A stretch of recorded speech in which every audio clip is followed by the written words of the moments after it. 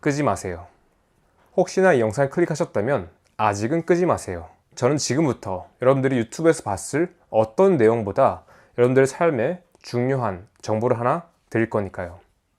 이 물질은 여러분들이 지금도 또는 살아오면서 수십 년 동안 거의 매일 먹었을 물질이라고 장담합니다. 이 영상 보시고 나면 여러분들은 이 물질을 먹는 게 굉장히 무서워질 겁니다. 그리고 주변 사람들한테, 가족들에게 이 영상을 공유할 거예요. 지금부터 보시죠. Take a look at this front page of an article from Harvard, if you would. And the nutrition department of Tufts University, and the nutrition department of Mayo Clinic, and the American Heart Association. And we're consuming these highly pro-oxidative, pro-inflammatory, toxic seed oils in massive doses, and consumption has spread all around the world, and the entire world is becoming overweight, obese, and sick. And it's not their fault. My charge to you today is that while processed foods are driving virtually all of this chronic disease, of the processed food components, and there's basically only 4, it is the seed oils that are the primary drivers because they are the biological poisons. They are poisons, plain and simple, and today I'll try to show you how and why. Now, if you look at processed food as a percentage of the American diet, all this in the red, you can see as of 2009, 63 to 74% of the American diet is made up of processed food. And processed food is just 4 things: vegetable oil, trans fats, sugar, and refined wheat flour, right? All right, and if you add in alcohol, that adds another 70%. So what this means is none of that has virtually any micronutrients, right? You don't get vitamins out of that, and it's really mineral deficient as well. So that means you've got 29% of your diet left to give you all of your nutrients, right? And we haven't even gotten into the toxicity of the processed foods, and you're gonna have a lot of toxicity with polyunsaturated vegetable oils, trans fats, and at least the fructose component of sugar. So here's what we usually see, right? The world is getting heavier. The United States leads the way, all right? We're winning this race. And here's where the US dietary guidelines were introduced, 1980. All right? And we know total energy intake over the next decade went up about 250 calories a day, right? Everybody's probably seen this. And then the next thing that often is said is, as you can see, carbs went up, fat went down, carbs are the problem, right? Not so fast. The fat composition here is still changing, and that is going to be the crux of what I'll try to show you today. Now, this is Jones' paper from 2011, and what it shows is that in 1900, the top 3 causes of death were all infectious disease. It was pneumonia, tuberculosis, GI infections, right? Whereas by 2010, 7 of the top 10 causes of disease are all chronic disease: heart disease, cancer, stroke, Alzheimer's disease, type 2 diabetes, all that, right? So let's walk through heart disease over the last 200 years. So from Jones' paper, we know that in Boston, in the town of Boston, in 1811, there were no heart disease deaths listed. All right? There was 25 sudden deaths. Probably most of those were cardiac valvular. All right? In the entire 19th century, there's 8 worldwide papers, reports essentially, of heart disease, extraordinarily rare disorder. 1897, Sir William Osler, famed physician of Johns Hopkins, he recounts his previous 21 years of hospital history, about 6 cases of angina, never seen an MI, never seen a heart attack. 1900, Jones' paper tells us 12.5% of people died of heart-related disease, but it was virtually all cardiac valvular. It was syphilis, endocarditis, rheumatic fever. Well, it wasn't coronary artery disease related, right? 1912, John Harry publishes the first known case of heart attack in the United States, documented with autopsy evidence. 1930s, though, heart disease becomes the leading cause of death. Virtually unknown 30 years earlier, all right? In fact, when John Herrick published the paper about the MI, it wasn't even taken seriously for about a decade, all right? Advance forward to 2010, 32% of Americans dying of heart disease, virtually 1 in 3, all right? So the increase looks something like that red line right there. Cancer, Boston, 1811, 1 in 188 people died of cancer. 1900, it's rising, 1 in 17 in the US. 2010, 31.1% of people die of cancer, right? That's almost, again, 1 in 3. So the increase looks something like this. And what I hear all the time is, yeah, but we're getting older. I'm telling you that does not explain this. And let me tell you very quickly, and I've written on this, I've spoken on this. Let me give you two quick statistics. In the year 1800, 43.3% of children did not live to see their 5th birthday. In 1900, it wasn't much better. 36.2% of children did not live to see their 5th birthday, and 4% of women died in childbirth. That drops the life expectancy down drastically, and that's why that's so low. So back to cancer here, 62-fold increase in cancer in 200 years, right? How about type 2 diabetes? We know in the 19th century, diabetes of any type was rare and presumably rare for all of history prior. 1935, it's rising, 0.37%. This continues to rise. And we're at 9.4% by 2015. This is a 25-fold increase in type 2 diabetes in 80 years. How about obesity? 19th century.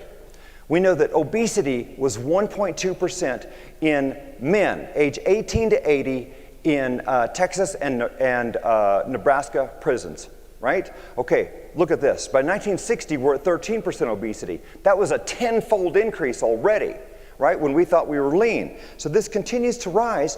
And by 2015, we're at 39.8% obesity, right? This is a 33-fold increase in obesity in about 115 years, and we are on target to be at 50% of Americans obese by 2030. That was published in JAMA just a few weeks ago.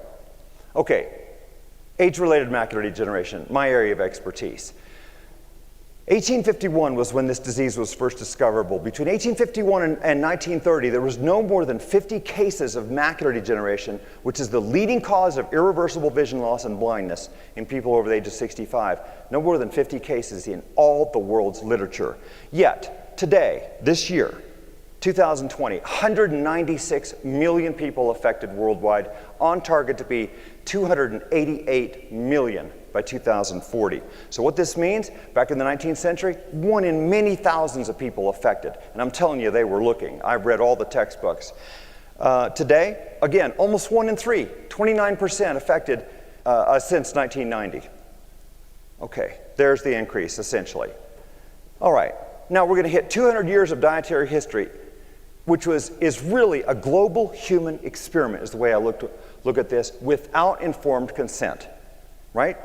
Because nobody chose this. Sugar. 1822 to 1999, sugar went up 17-fold. We know sugar is a nutrient-deficient diet, nutrient-deficient food, right? Next, and the most important thing of all, cottonseed oil introduced right after the American Civil War, about 1866, 1867, is when we first began to consume this, and this is where the human experiment really began, all right? And you'll see why. 1880, we get roller mill technology, which gives us refined white wheat flour. Now, wheat is 20% of the world's diet. At least in the United States, 85% of that is refined, so it's nutrient deficient. 1911, Procter & Gamble gives us Crisco, trans fats, right? There we go. That's processed food. That's it. That's all of it right there. We had all the processed foods in place, essentially, by 1911. And then they just took off. So today in the United States, 600,000 foods available, and the bulk of them are made right out of that. Now, 1939 and 1945, Weston Price connected all of this together and made us all aware that Western diseases were driven by people consuming these foods, but nobody listened.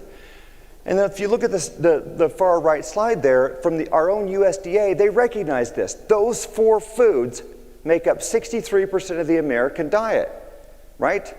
They know this is the problem. Let's go back to 1918 for a minute. This is Elmer V. McCollum, nutritional researcher. This is a book he wrote, The Newer Knowledge of Nutrition, and this is extraordinary. It covers thousands of animal studies because they really wanted to know what was going on with diet. They wanted to understand what it was that was driving health. And I'm going to give you an example here. And there's extraordinary studies. This is just one of many. All right, so they take diets. Now these rats are usually weaned at about 25, 26 days. And then they put these two sets of rats on identical diets except for one thing, the fat source. All right, so the rats on the left get 5% cottonseed oil. The rats on the right, 1.5% butterfat. That's all the fat they got, 1.5%. Here's what happens to them. The rats on the cottonseed oil grow to 60% of normal size and live 555 days on average. They're weak, fragile, sickly little rats. The rats on the butterfat, they are healthy, they grow to normal size, and they live 1,020 days. So they grow to almost twice the size, live twice as long, and are infinitely more healthy. Why? Anybody? Why? Fat-soluble vitamins, A, D, and K2, right? Those are not in any kind of vegetable oil. Any kind of oil at all, in fact, that comes from plants. You're going to see this next. So McCollum says this in 1918, just look at the part I have underlined here. The diet must contain 2 as yet unidentified substances or groups of substances. One was fat-soluble vitamins, the other water-soluble. He says, one of these is associated with certain fats and is especially abundant in butterfat, egg yolk fats, and the fats of the glandular organs such as the liver and kidney. That's all the fantastically healthy foods, right? Right there. He says, but is not found in any fats or oils of vegetable origin. Even the healthy oils, coconut, palm kernel, avocado oil, real true olive oil, they don't have vitamins A, D, and K2, right? They're not there. He continues, McCollum, 1918, he says, both the growth-promoting fat, which is butter, and the trace of unidentified substance in the alcoholic extract of wheat germ, which was the B vitamins, are necessary for the promotion of growth or the preservation of health. We don't just need these vitamins to grow, people. We need them in adulthood and old age in order to sustain us in good health. And this is what we continually overlook, especially when we focus on macronutrients, I believe.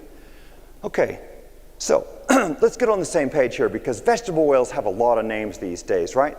But vegetable oils, seed oils, also known as polyunsaturated vegetable oils, PUFA or polyunsaturated fatty acids, edible oils, now the newest euphemism, plant oils, I think, meant to just confuse us, omega-6 oils, and then linoleic acid. Now, linoleic acid, if you don't know, is the 18-carbon omega-6 fat that is sort of exemplary. It's the primary fatty acid of these vegetable oils, all right? It accounts for about 80% of the fatty acids. All right.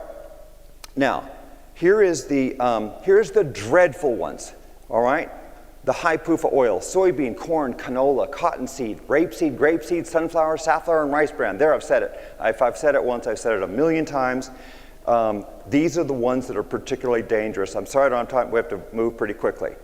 All right, so this is from our paper recently, and this is vegetable oil consumption in the United States for essentially all of history.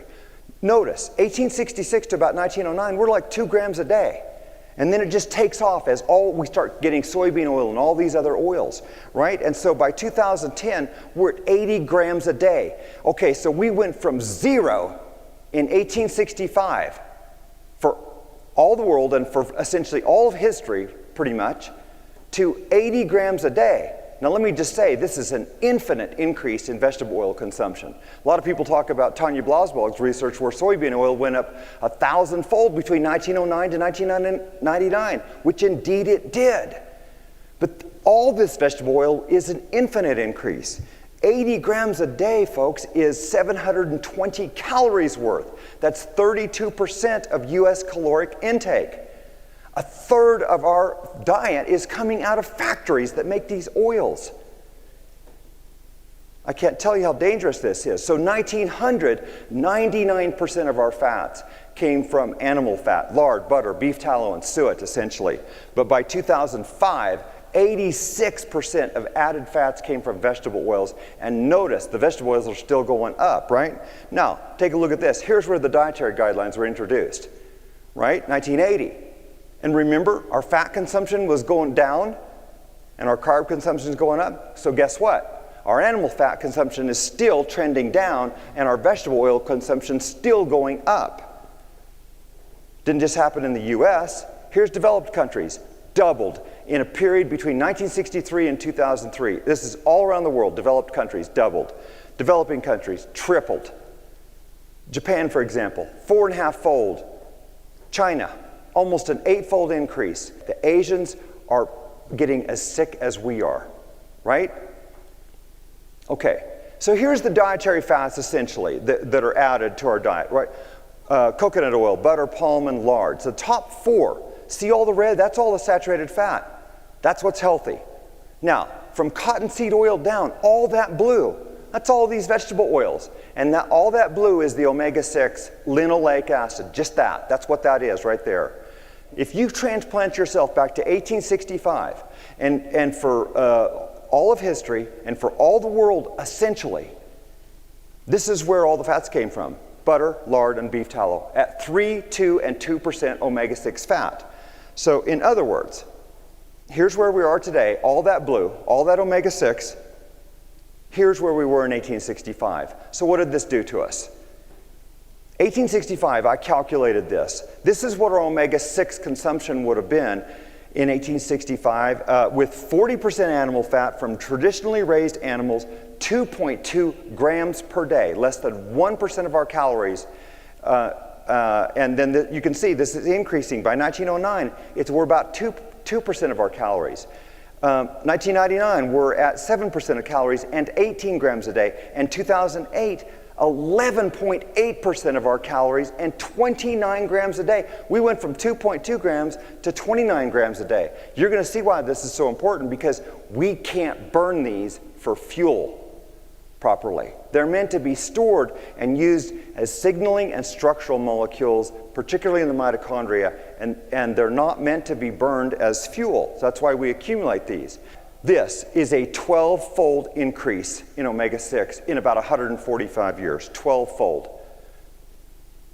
Okay, what did it do to us? Here's heart disease. And this is our published data as well. Look at the vegetable oil in black versus the heart disease deaths in red. Right? Everybody see a remarkable correlation? How about saturated fat in the purple versus heart disease? Anybody see any correlation there at all? Saturated fat practically flat for the whole last century, changed 5 grams, right?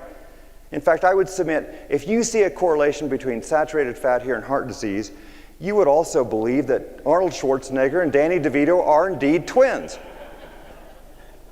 Okay, so there's a bunch of populations around the world that we know don't have heart disease, right? And I'm not even going to name all these, but they all have very similar things in common. So let's talk about 3 of them very quickly.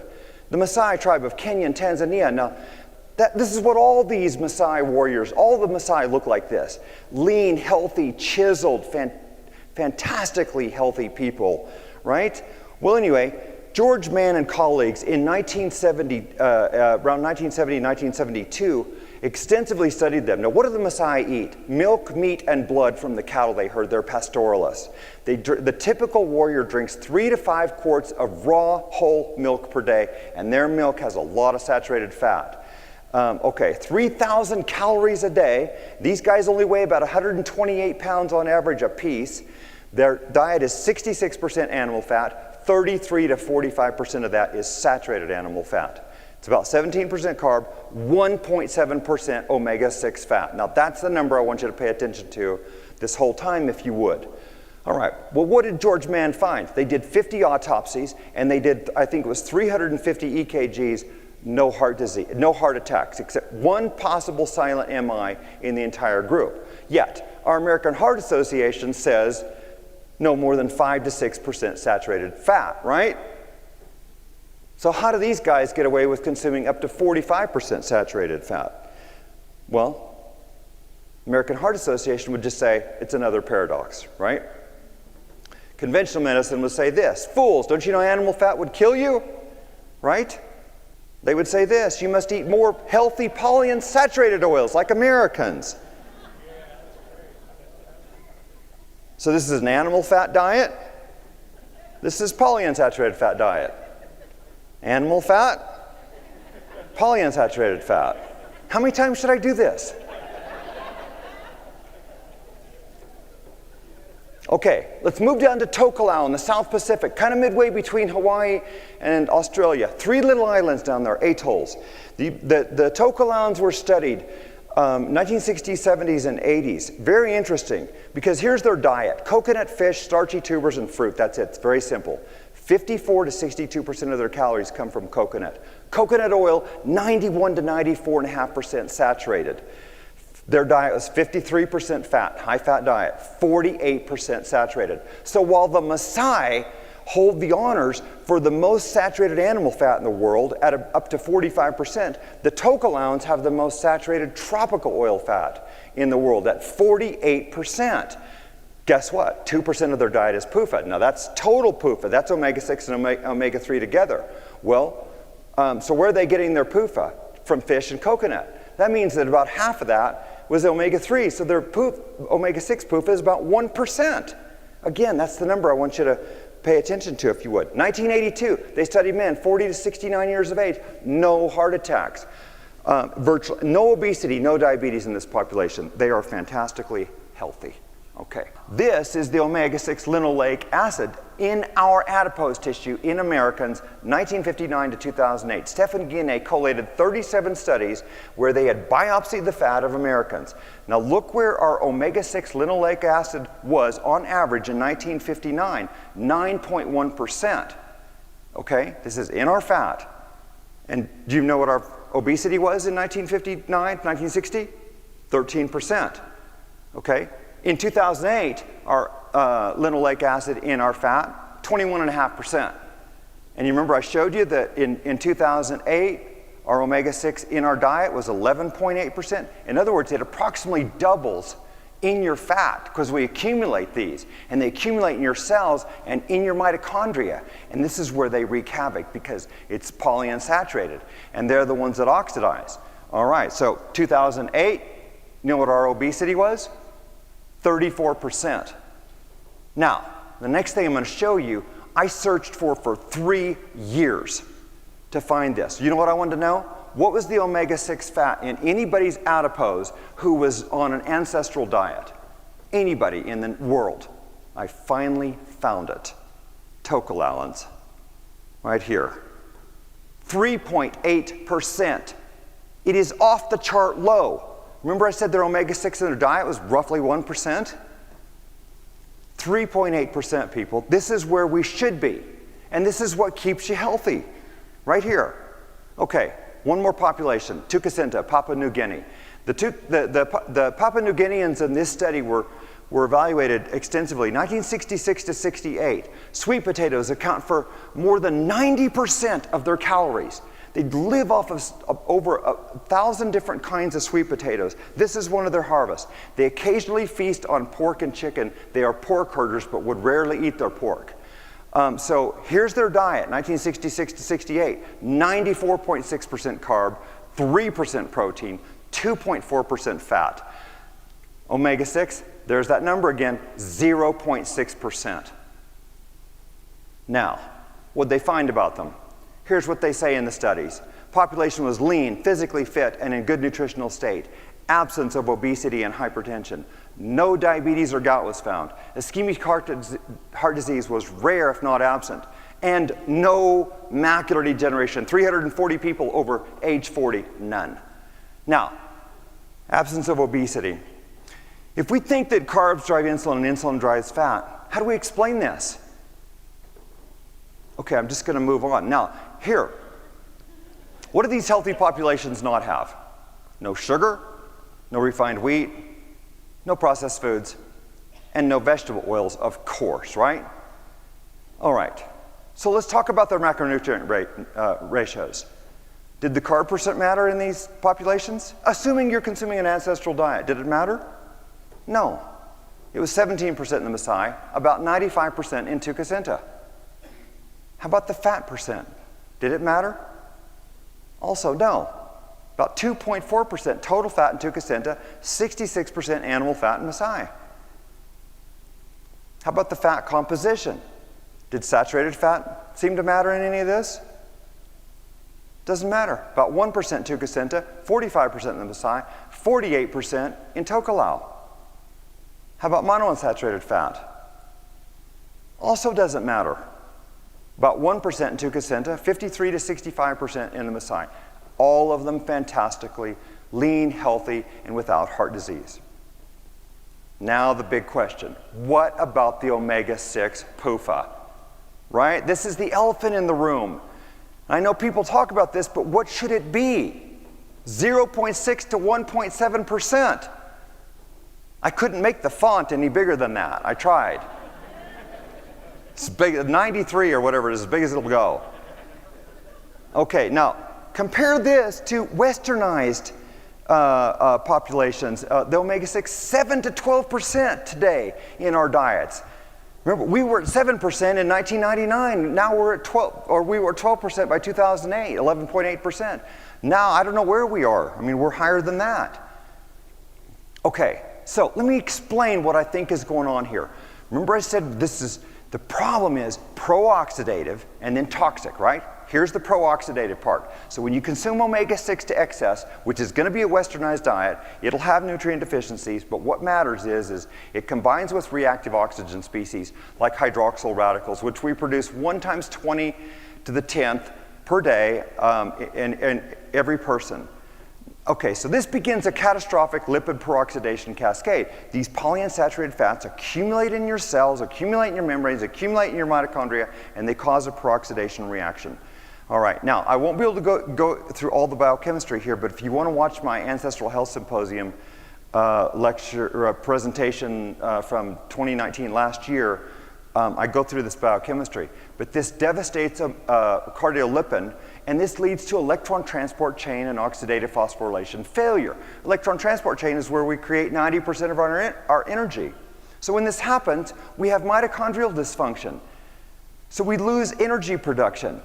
And this is why every single one of these disorders, you know, from heart disease to atherosclerosis to type 2 diabetes to macular degeneration and cancer, all have the same thing. They all have mitochondrial dysfunction.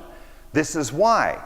Now, the very first thing that happens when the electron transport chain fails in this scenario is that it starts shooting out reactive oxygen species. These are hydroxyl radicals and superoxide, and this took me years to try to understand this.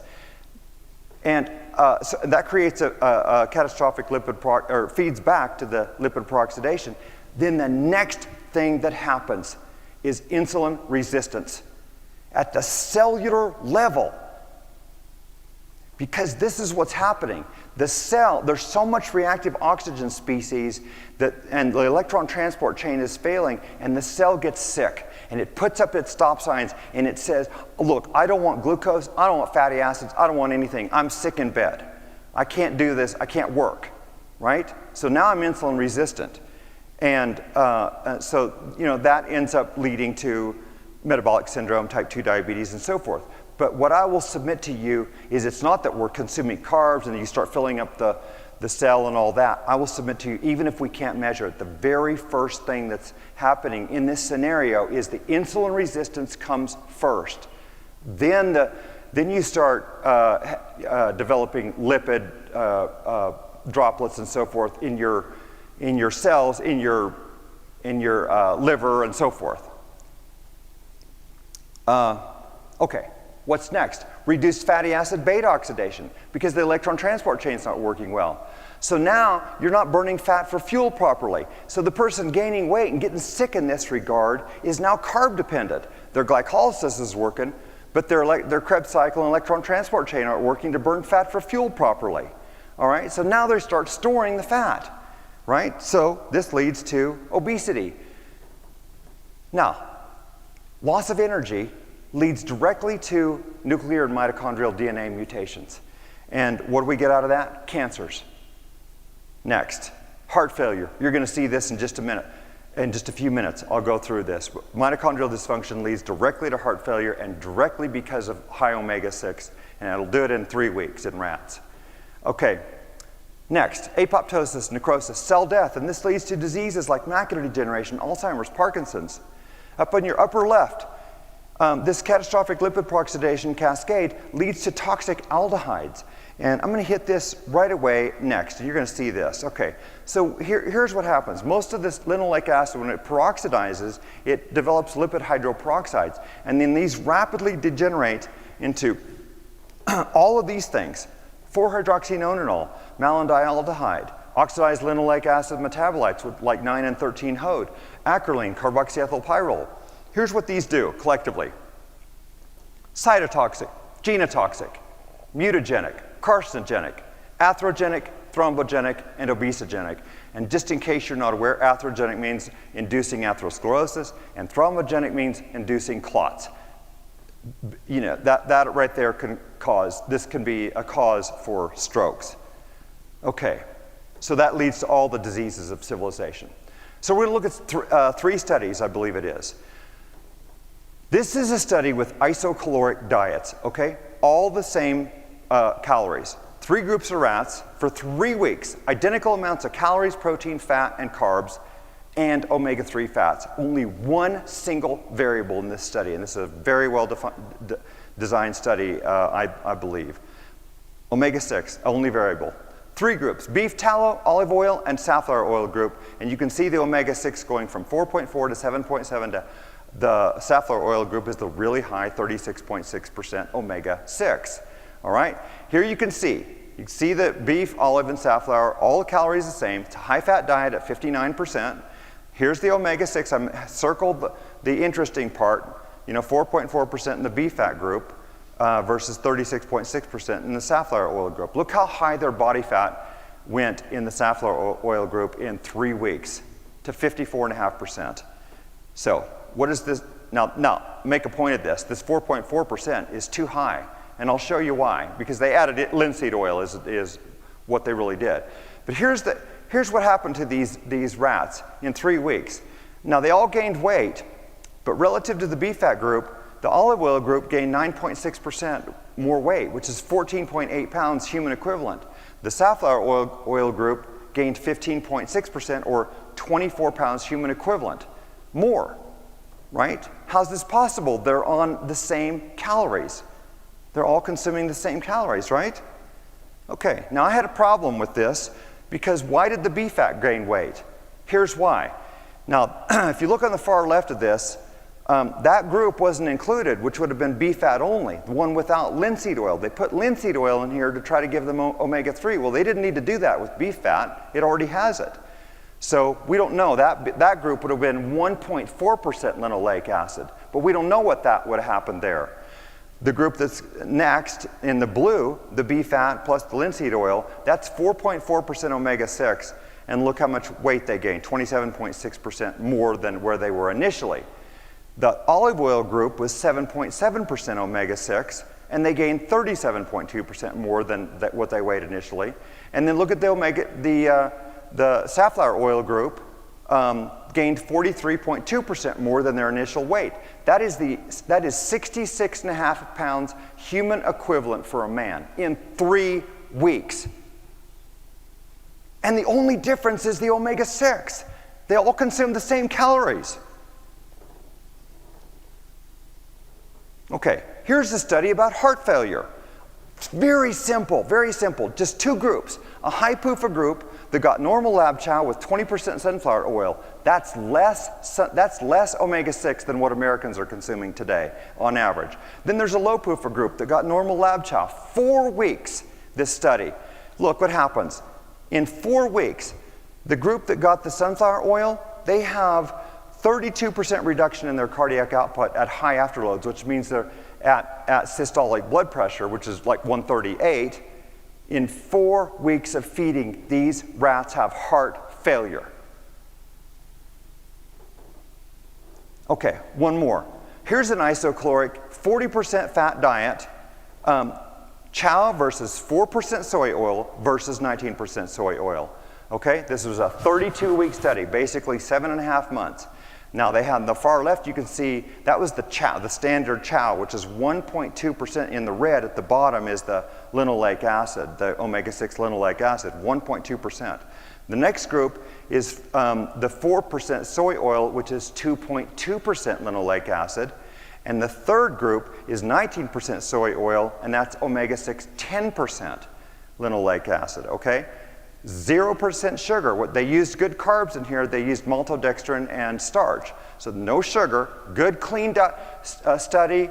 And so here's what you can see, the weight that they gained, all right? But let me just get to the point. The mice on the 19% soybean oil weighed 55% more than mice on chow. Okay, this was in 32 weeks. Now, let me give you the human equivalent.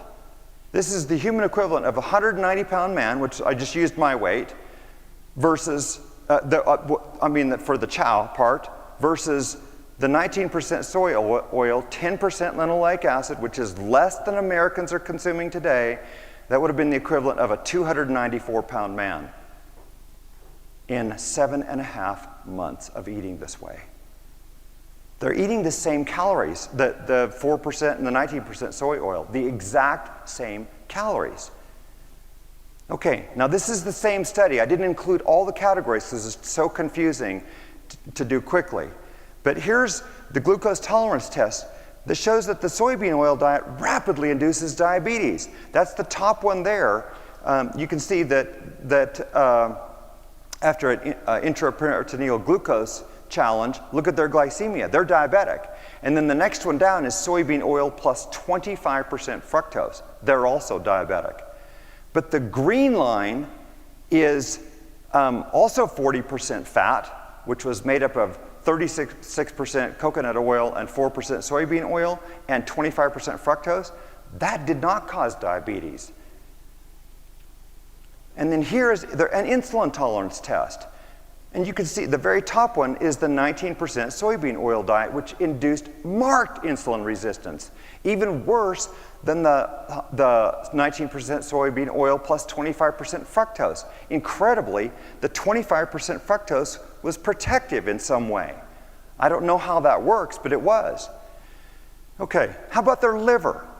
You can see the standard chow in the upper left, healthy liver.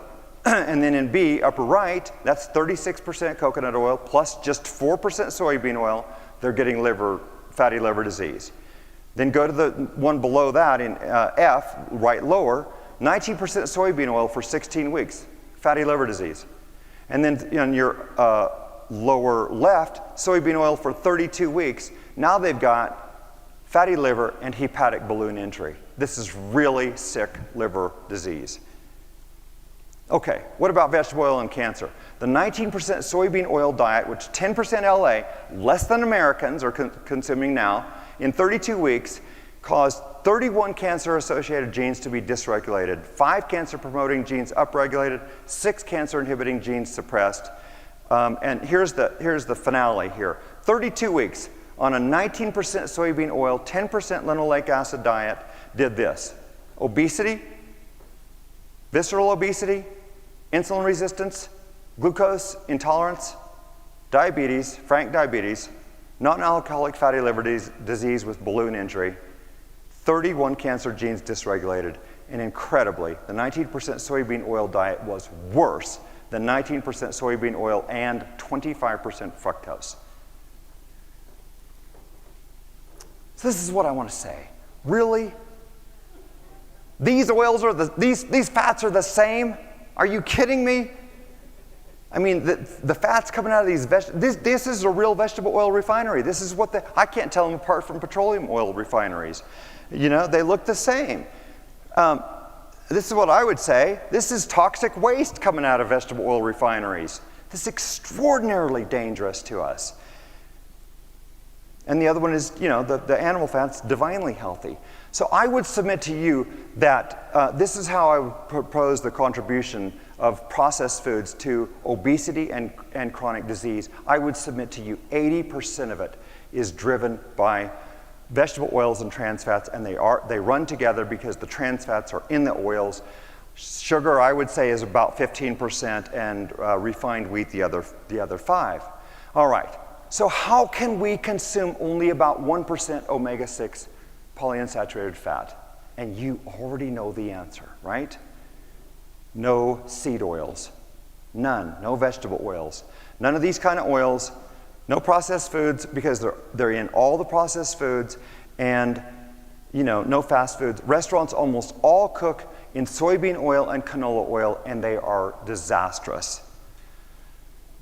So if you consume 100% of your fats from traditionally raised animals, whether they be on land, at sea, or from fresh water, and you consume no processed foods, you are likely to be extremely lean, healthy, and live a long and healthy, good life. You're going to probably look like a Maasai warrior.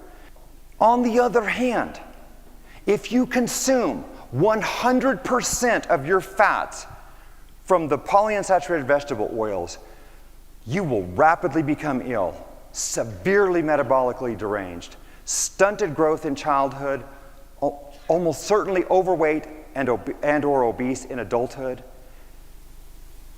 and your life will be cut extremely short. You'll meet your end extremely prematurely. And it won't matter if you're 1 month old or 90 years old. This is a scientifically proven mathematical certainty, and it has been known for over 100 years. So I ask you, which fats do you think are healthy? Thank you. 내용이 조금 길었고 어려운 내용들, 이해하기 어려운 내용들이 있었을 겁니다. 괜찮습니다. 다음 영상에서 제가 오늘 다룬 이 식물성 기름의 이슈에 대해서 쉽게 정확하게 설명드리겠습니다. 앞으로 이야기가 더 궁금하시다면 구독과 좋아요, 알람 설정 부탁드리겠습니다. 저는 다이어트계의 마이클 조던이 되고 있는 남자 최겸입니다. 감사합니다.